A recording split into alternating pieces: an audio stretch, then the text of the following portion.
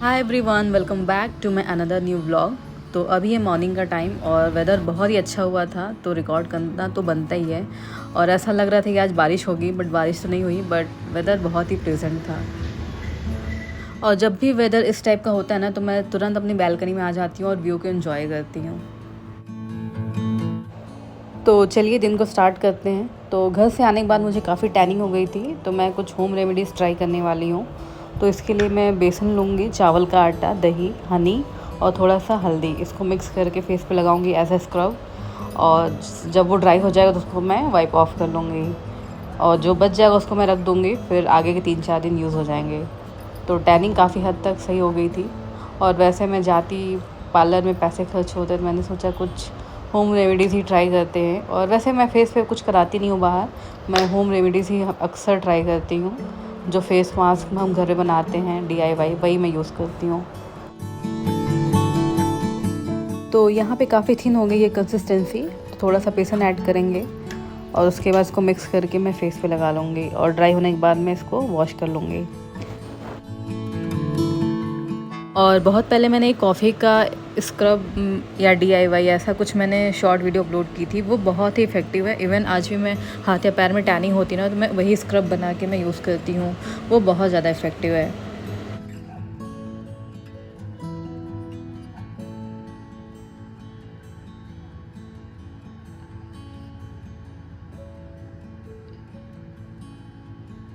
और वैसे मैं सैलून में कुछ भी नहीं कराती फेस पे, मैं रेयरली ही जाती हूँ फेस पे कुछ कराने के लिए, शादी है या कुछ फंक्शन है तभी जाती हूँ, अदरवाइज़ मैं घर पे सब कुछ ट्राई करती हूँ। वैसे अभी कुछ सालों से मैं यूज़ कर रही थी मामाअर्थ का फेस पैक।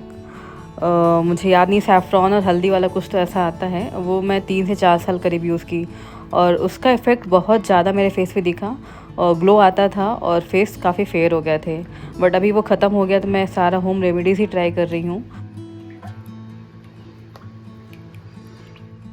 और एक्चुअली हुआ क्या था ना, जब मेरी शादी होने वाली थी तो मैं बहुत कुछ ऑर्डर की थी अपनी शादी के लिए, मेकअप और स्किन केयर बहुत सारे प्रोडक्ट। तो वो गलती से 2 या 3 ऑर्डर हो गए थे मेरे पास, तो वो काफ़ी लंबा चला और फिर उसी को मैं बैक टू बैक यूज़ करने लगी। तो फेस को वाइप ऑफ करने के बाद मैंने शावर लिया था और मैं नीचे आ गई थी, क्योंकि हमने अपनी कार को दिया था सर्विसिंग के लिए।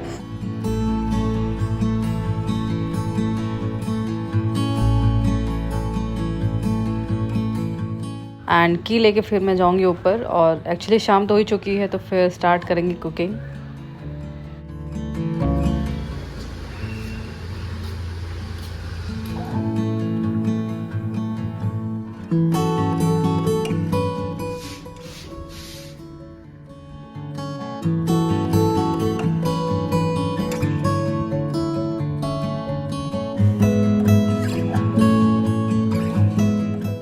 तो पहले बनाएंगे कुछ स्नैक्स शाम के लिए और उसके बाद मैं कुकिंग करूँगी।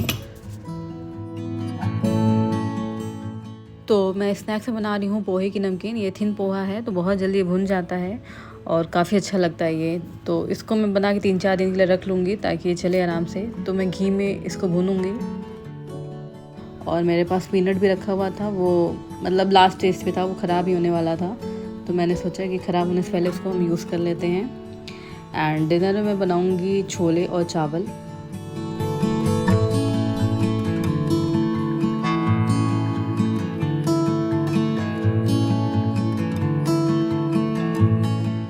एंड यहाँ पे ये नमकीन बन के रेडी हो गई है। और छोले को मैंने बॉईल करने के लिए रख दिया था, तो छोले भी बॉईल हो गए हैं, जस्ट इसको चेक करेंगे एंड उसके बाद इसकी ग्रेवी रेडी करेंगे। तो इधर है बॉइल्ड छोला एंड इधर है इसका ये मसाला। ये मैं मसाला पीस के इसमें डालने वाली हूँ। तो मैं सब कुछ एक साथ ही पीस लेती हूँ, डिपेंड करता है, अपनी चॉइस है। मैं तो सब कुछ एक साथ ही पीस के उसको भून लेती हूँ। तो यहाँ पे नमकीन रेडी हो गई। अब इसके बाद स्टार्ट करेंगे छोला बनाना। और अभी क्या हो गया ना, इतनी गर्मी होती है ना किचन में कि बिल्कुल मन नहीं होता जाने का किचन में या खाना बनाने का। तो मैं सोचती हूँ एक बार ही अगर मैं शाम में जा रही हूँ ना, तो मैं सोचती हूँ एक ही साथ में सारा काम करके निकलूँ, क्योंकि बार बार किचन में जाना बहुत ही इरिटेटिंग लगने लगा है। मतलब खड़े होते नहीं बनता, इतनी गर्मी होती है। और एक बार भी थोड़ा सा आलस कर लो ना, तो फिर तो बिल्कुल काम नहीं होता है। इसलिए अगर मैं शाम में जा रही हूँ कुछ करने, दूध गर्म करना है या चाय बनाना है, तो उसी टाइम मैं सोचती हूँ जितनी प्रिपरेशन हो सकती है सब कुछ मैं कर दूँ, बस चावल या रोटी सेकना हो या चावल में सीटी लगानी हो तो बस मैं वही एंड टाइम पे करूँ जब हमें खाना हो।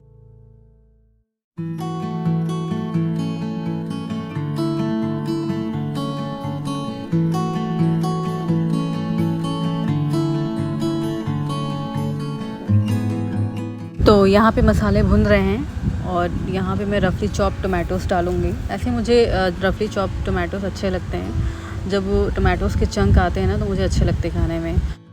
और ये हैं वो ड्राई मसाले जो मैं अभी ग्रेवी के साथ इसको भूनूँगी अच्छे से, और उसके बाद इसको हम मसाले को ट्रांसफ़र कर लेंगे कुकर में, एंड कुकर में गर्म पानी डालेंगे और उसमें सीटी लगा देंगे। और जो इस टाइप की सब्जियां होती हैं ना, जैसे राजमा या छोले, इसको कुकर में बनाना ही अच्छा लगता है, उसमें ही टेस्ट आता है। कढ़ाई में मुझे टेस्ट नहीं आता, इसलिए मैं कुकर में ही बनाती हूँ।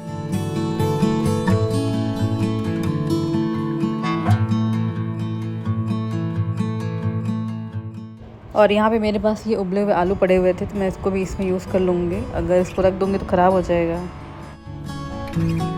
वैसे मुझे राजमा में या छोले में ऐसे बॉइल्ड पोटैटोज़ ना मुझे बहुत अच्छे लगते हैं, या फिर ऐसे ही आप सिंपली पील करके 1 या 2 आलू डाल दो ना छोटे छोटे, तो बहुत अच्छे लगते हैं। और खाना बनाते समय विंडो से बहुत अच्छा व्यू आ रहा था, तो मैं बालकनी में आ गई थी और ये व्यू बहुत मस्त सा दिख रहा था, तो बस मैं व्यू को एंजॉय करने लगी। और अभी शाम के 7:30 बज रहे हैं, बट इस व्यू को देख के लग नहीं रहा है कि 7:30 हो रहे होंगे। बहुत ही उजाला था इस टाइम।